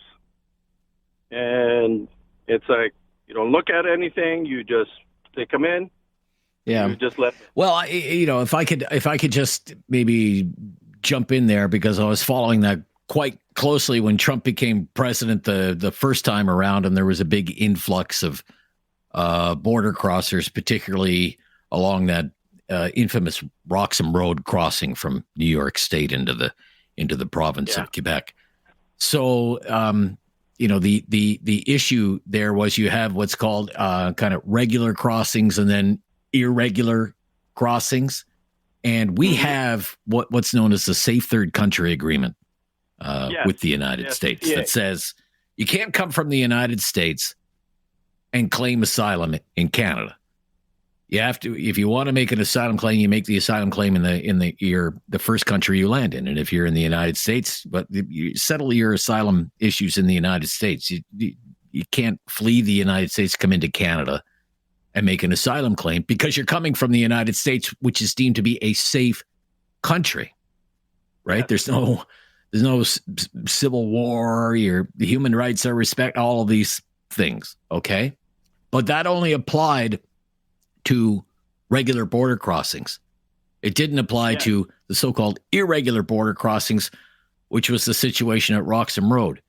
And it took forever and ever and ever for them to close that loophole. And it was only because of the constant begging of the Premier of Quebec at the time and a loss of Liberal support in Quebec that they actually finally moved and did that. But it's going to happen again. Yes, but there is already and now the next loophole is, imagine somebody comes across at Roxham Road, sneaks into the country, and they can manage to stay out of sight for 14 days. Yes. Then they can make an asylum claim. And once you make an asylum claim, you have to have a hearing, which means you're here for at least a year, probably longer, because the backlog now of asylum claims is like 250,000 cases. Oh, I know that. Yeah, it's crazy. I'm not going to give you my background, but I know that. Yeah. So okay. But what I was trying to say is, and that's fine and all that about people coming up north, and we're going to be seeing that again. And the government has actually kind of started looking at what to do in order to deal with that influx. Yeah. What I was talking about is because there was a backlog of in outside of Canada of visa issuance out of our missions outside of Canada, and so usually when someone applies for a visa to come to Canada, okay, their application gets looked at by a visa officer, and the visa officer will look at it and look at all the submissions that they did. They have to show that they are financially viable to do so, and they have the background. They have a compelling reason to go back to their own country. Okay. So IRCC decided we're not going to look at that so that we can get rid of that backlog. And so when they come to Canada, a lot of these people, because since Biden came in, aren't necessarily staying in Canada. And look at that family that froze to death crossing the border going south. Okay? Right, that's just one example. Okay. Right. So it's like literally Canada made that problem because they decided that, okay, we're not going to go and do what we should be doing. And also, they've been closing down missions and having these visa applications looked at in Canada where they don't know, like a visa officer that works for Immigration, Refugee, and Citizenship Canada that lives in Canada don't know what are the trends that's happening different countries. You know, they don't know when they look at a bank statement out of India, they're not going to know that it's a legitimate bank statement or it's a fraudulent one.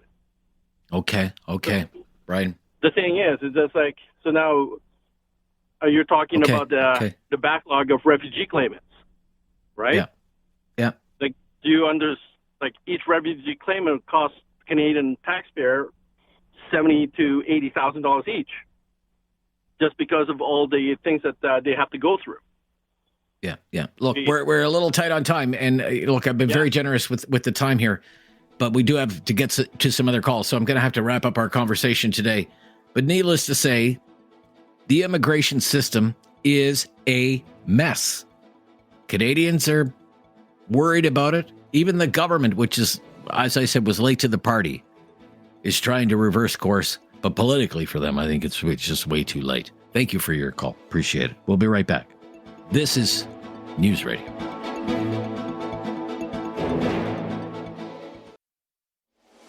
Have something on your mind you want everyone to know? Call now. Hello. 1-833-668-2577. It's Talkback on Now You Know with Rob Snow. Nice lists, naughty lists. Who's on your list? Ray is up next in Alberta, Vulcan, Alberta. Hi, Ray. Hi there. How are you today, Rob? I'm good, Ray. Good to hear from you today. Tell us who's on your list. Well, I'll tell you, this guy that is always on the radio between 11 and 1, Rob Snow, he's on my nice list. Well, that's nice of you to say. Thank you. I don't know if you know him or not. But, I am familiar with him. Yeah. The Salvation Army is on my nice list. I'll tell you why. Okay. My father and my wife's father were both in the war, the Second World War, and the Salvation Army would come around and give them things for free. The Red Cross would come around and charge them for things. So that I've always really supported and liked the Salvation Army. That's my nice list. And my naughty list, that's very good. I think that everybody is all in the same boat, is our Prime Minister, Mr. Trudeau. He's on my naughty list. Tell you the truth, I don't think he has enough brains to know that he's almost done. But that's me. But no, I don't think you're alone in that line of thinking, Ray. I don't have a lot to say, so I'll let you go and get the next person on. Well, I appreciate that, Ray. So, look, let me wish you a Merry Christmas and all the best in the new year, and I hope you'll keep listening and call from time to time. Be great to hear from you. Okay. Thanks again. Thanks, Rob. You take care and have a good day and a Merry Christmas and Happy New Year yourself. Will do. Thank you indeed. Thomas, we can fit Thomas in here before the news. Hi, Thomas. Hi, how you doing? I'm good, Thomas. Thanks. Good. On the nice list, the Salvation Army, 1905, my grandfather arrived in Halifax from Ireland, not a penny on him. They took him in, fed him, gave him a room to stay in, and they found him a job. And if you Google any of your favorite charities, you can find out how much the CEO of the company is making and what their administration costs are. And the Salvation Army is the best one on the list. There's something like 96% of your donation goes to their work, and the CEO makes something like $20,000 a year, and they give him a house and pay the utilities for him. And as far as I have a solution for Canada becoming the first or the 51st state. Get Trump to take over Mexico first, and he'll be too busy cleaning up that mess to think about us. Oh, I see. Okay. Give him a distraction so he doesn't think about us too much. Yeah. Okay. It might not be a bad idea, but the thing is, what bothers me is that he's not really putting these things out in social media about the leader of Mexico. Like he threatened tariffs on Mexico and then said he had a great conversation with the leader, and that's kind of been the end of it. And gosh, he's just one day after another, he's coming up with stuff to say about Canada and the 51st state and mocking Mr. Trudeau. It's very alarming, of course, all the more so because of all the political uncertainty here. I mean, who is going to lead this country? Who's in charge when Trump becomes the president? The news is next.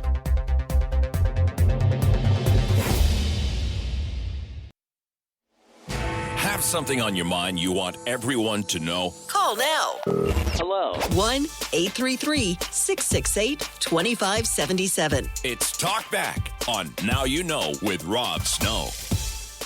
We're doing naughty and nice today, and who's on your naughty list and who's on your nice list, as you just heard, 1-833-668-2577. A couple of lines available there for you. You know, who's getting a new Lego set? Who's getting a lump of coal? 1-833-668-2577. Danny is in Kitchener. Hi, Danny. How are you today, Rob? I'm good, Danny. Thanks for calling. Who's on your naughty list or nice list? What do you got for us?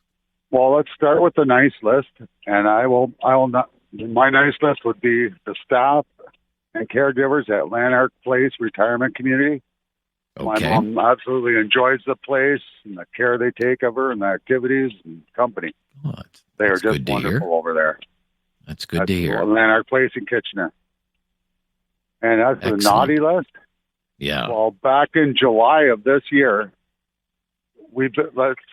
backstory. We've been renting a bungalow for 15 years from a local family. Right. And every year we've had their allowable increase. Well, we received a call in July. We're having some financial troubles where, Dad passed away and Mom's having troubles getting by on her pension without his. So your rent's got to go up or we're going to be forced to sell. So I said, okay. Well, how about we put it up to 510, keep it a nice round number of 2,000 after 15 years there. No, right. It's got to be 2,400 or we'll be forced to sell. Now, my wife and I have respectable jobs. Okay. But for us in our 50s, we've got a handicapped daughter at home, which was why we require a bungalow. Right. Now, we're in our 50s. We've got respectable jobs. But how many of my 50-plus-year-old friends are going to help me move? A. B, we can barely make ends meet as it is. How are we going to save up for first and last month's rent when there's nothing left? Where would you go anyway? Or what's out there? Right, yeah. Exactly. And we've made a bunch of modifications to this house to make it accessible for our daughter. Too bad. We'll be forced to sell. So, like I said, I couldn't afford to call their bluff. Yeah. Sounds like a tough spot all around. Tough for them, tough for you, Yeah. Yeah. And like I said, I offered them $500 more. Right. No, not enough. So your rent would be going up $900. Overnight. My gosh. Yeah. So what are you going to do? July. There's $4,500. Well, we've stayed. We can't afford to call their bluff. Okay. So we've stayed, but there's an extra $4,500 since August that we've had to pay. You can imagine what our Christmas tree looks like this year. Oh, yeah. You're not alone in that circumstance, my friend. No. Yeah. It's very tough for a lot of people. I just, everybody's like, well, they can't do that. Well, I know they can't. But what am I going to do? Tell them they can't? And because they've got every right to put the for sale sign on the lawn. And then what? So, yeah. But I truly, if it weren't so much at stake, I might have called their bluff because who wants to pay that 67% capital gains tax on a property? They bought it for $300,000 the year that month before we moved in, and our neighborhood now it's got to be worth a little over $7 for a 3-bedroom bungalow. So yeah. Maybe even closer to $8. So that's a lot of capital gain there. Well, they would be willing to pay that tax? I don't know. Unable to find out. Can't afford to find out. Oh, okay. Well, look, Danny, I hope the situation improves for you in the new year. Yeah. Get through it there. Well, it won't improve. All I'll do is stay the same. Okay. I'm just a simple truck driver. My wife's a simple office worker. So we've got very, very informal minor educations. There's nowhere for us to go but across. There's no up, and hopefully there's no down. All right. Well, all the best to you, sir. All right, Rob, you have yourself a Merry Christmas and Happy New Year. I will. You too, Danny. Thank you for your call. Hope you'll keep listening. You call me from time to time. Keep me up to date on your situation there. Good to hear from you. Let's go to Dave, also calling from Kitchener. Hi, Dave. Hey, how are we doing today? Good, good. Doing good today, Dave. To jump in on your naughty and nice list, sure. Want to commend you guys for doing a fantastic job of giving a national voice. Being right across Canada, we hear each other, and it does reflect on your show, on you guys. Great job. Thank you for that. Thank you. Nice list and naughty list has both Trump on either side. Okay. I say nice because he is the one laughing at our reaction to his border demands. Okay. He's not even in power, and we spent $1 billion already.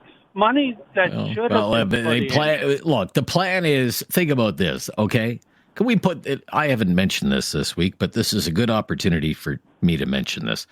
In that farce of a fall economic statement that they tabled in the House of Commons on Monday at the very last possible minute, and not by the Minister of Finance because she took her own walk, it was a $1.3 billion border plan. $1.3 billion. Sounds like a lot of money, but it's over 6 years. 6 years. It's over 6 years. Okay. And that's the border plan. That's the border plan. The 2-month, think about this. The gimmick that Freeland talked about, the 2-month GST holiday, is $1.4 billion. They're more than willing to blow more money on saving people a few pennies on a bag of chips than they are on securing the border, sir. It's ridiculous. So that's why I commend Trump, because, I mean, yes, we are like the ostrich. We bury our head in the sand instead of addressing the concerns. And that's Trump has called us out on that, and I give him all the credit on that, because we have to face our reality. We are in trouble as a country, and sorry, all the other politicians there, you gotta wonder, the country's not important to them, it's a party. And we are seeing that very well right now.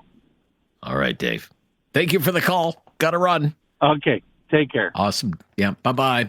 We'll be right back. It's Naughty and Nice Day on Talkback. Second last Talkback of the year. Tomorrow's a Friday free-for-all. It's going to be a lot of fun tomorrow. 1-833-668-2577. Still time to fit you in. This is News Radio. Have something on your mind you want everyone to know? Call now. Hello. 1-833-668-2577. It's Talkback on Now You Know with Rob Snow. Who's on the naughty list? Who's on the nice list? Who's getting a teddy bear? Who's getting a lump of coal? 1-833-668-2577. Anand, you're on the air. Anand, hi there. Hi, good afternoon, Rob. How are you? I'm good. How are you? Yeah, I'm doing good. I've called into this program probably last year. It's been a while because I had like afternoon classes and all. So I just wanted to Yes. I remember you. I do remember you. Yes. Good to hear you again. Yeah, good to hear from you too. I wanted to talk about my nice and naughty list. I'll start with the nice list first. So I wanted to, once again, I'm continuing my second year at the broadcast news program here at SAIT in Calgary. So I want to once again thank all my instructors and everybody who has been so supportive and kind to me. I want to thank my friends and all as well. They have been so amazing. And then also I'm working a hockey tournament, doing play-by-play coming up soon right after Boxing Day. So I want to thank all the coordinators, volunteers, and everybody who's going to be playing and having me on board as a broadcaster. And for the naughty list, I just... that's going to be amazing.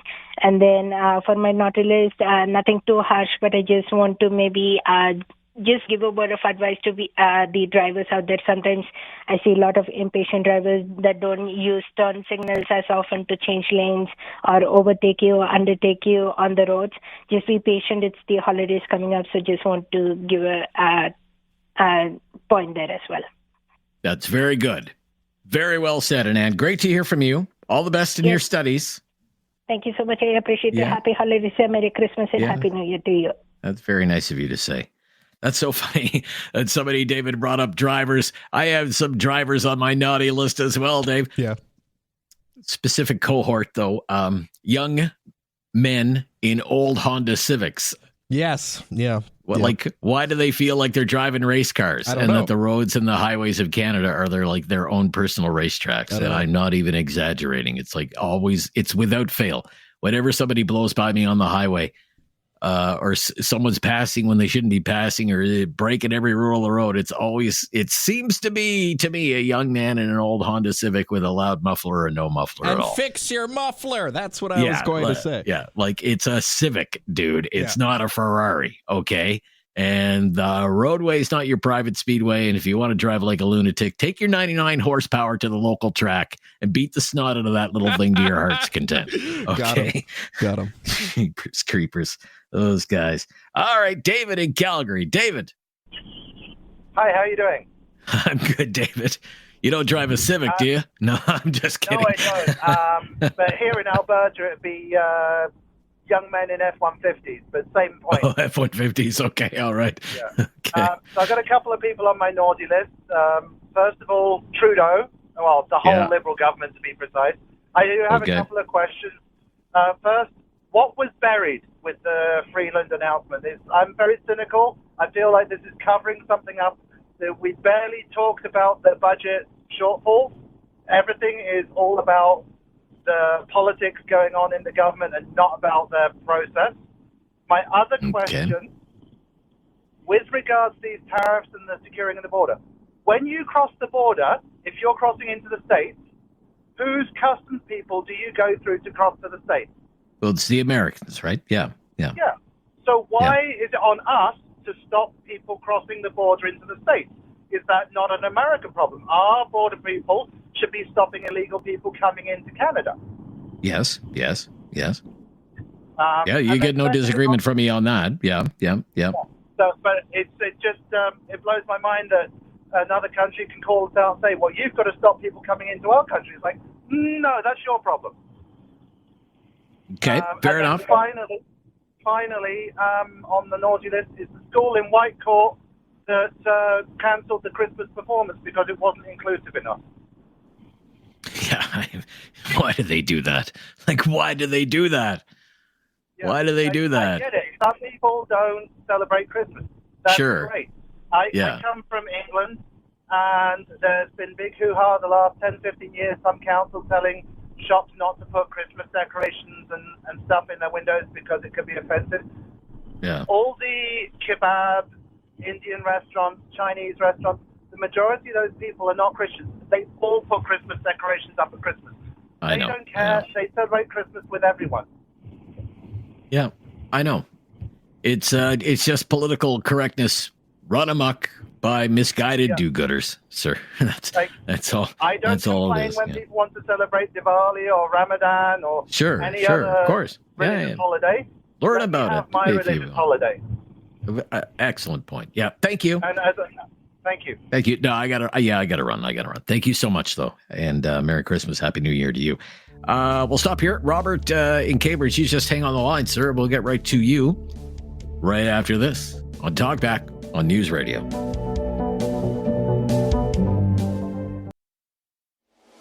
Have something on your mind you want everyone to know? Call now. Hello. 1-833-668-2577. It's Talkback on Now You Know with Rob Snow. Well, we've been assembling people's naughty lists and nice lists. Trudeau is getting a lot of coal. Holy smokes, I don't know if they make a truck big enough to deliver all that coal to Rideau Cottage. Let's go to Robert in Cambridge. Hi, Robert. Robert back. How are you, kind sir? I'm good. Thank you, sir. Merry Christmas and happy holidays to your family, first of all. And I wanted to put on my top of the list good list would be my wife. What we went through this year was tough, health-wise, honey. Chelsea, I love you to death, and she stood by, unwavered. And to all young men out there, if you can find a woman of principle, stick with her. It's never easy, but at the end of the day, my God, is it rewarding. Well said, On sir. the naughty list, yes, I'm going to have to say between you and I, Rob, all of us, all Canadians. And I'm going to say why. The government you elect is the government you deserve. Thomas Jefferson. Couldn't have put it in any other better words. A wise man many years ago starting a government. Remember when he said that. And what people keep forgetting is all of this lies on our lap. The government is us. It's a representation of us being so lax, not wanting to go out and proceed. And I know we're all busy and we've got kids going here and this going here and the whole deal. But our lack of awareness in this country for what's going on, A, around the world, B, let alone in our own backyards, it's literally disgusting. You know, we all sit there and we sit back and we go, democracy and help this country and help this country. Guys, yeah, you're in a bankrupt situation right now in any corporation in the world. Right here. We own it. And until we wake up and smell the roses and say, gee, I may have to stick my head out of the ground and do a little reading and see who I should be voting for. And listen, guys, what world do we want to leave this to our kids? Because at the rate that we're going, we're leaving them nothing. So we keep talking about parties and which one's going to come and save you. I got news for you. Yeah, I listened to your show for the last week. I'm a regular listener, Rob. The amount of comments that I heard out of people's mouths when you are $60 billion alone in debt this year and still going, well, maybe I'll vote for the guy maybe with the nice hair. You can't stop laughing. And what that proves to me is the average person is not informed. So please, for a New Year's resolution, can we all get more informed? We shall see. Thank you for having your say. Thank you for listening. Thank you for listening and for contributing from time to time, Robert. I always enjoy taking your calls, and all the best to you and your family this Christmas and into the new year. Let me add just one more on my nice list, David. I got about like a minute and a half here. Our farmers. I'm just going to say it, our farmers. You know why, David? Because starvation sucks. I have always had a soft spot for our farmers. I know quite a few farmers. And everyone is so worried about food costs and the price of groceries and accusations flying here and there and everywhere about who's to blame. I certainly don't blame our farmers. All we ask of our farmers is that they work every day from dawn till dusk with no benefits and no pension. It's very dangerous work. Farming is always among the most dangerous occupations. Lots of bad accidents every year on Canada's farms. And so much of what they produce is beyond their control. They don't control the weather. They don't control the price of oil. They don't control the price of fertilizer or the price of commodities that they're selling on commodity markets all over the world. And I don't think you can say our farmers have had a friend or an ally in Ottawa these last few years. I don't know too many farmers that are going to vote for this government. You've seen it in other countries, everyone, how farmers have held protests. There were farmer protests in Quebec this year, big ones. Didn't get a lot of media coverage. But we have a lot of farmers in crisis in this country. They're barely hanging on, barely making a go of it. And we need them. We need our farmers. We should thank our farmers because starvation sucks. On the nice list, our farmers. And that's how I'm going to end today. Look, thank you for all your contributions today. We are back tomorrow. It's our final Talkback tomorrow of 2024. Love to hear from you then. It's Friday Free For All tomorrow. The latest breaking news is next on News Radio.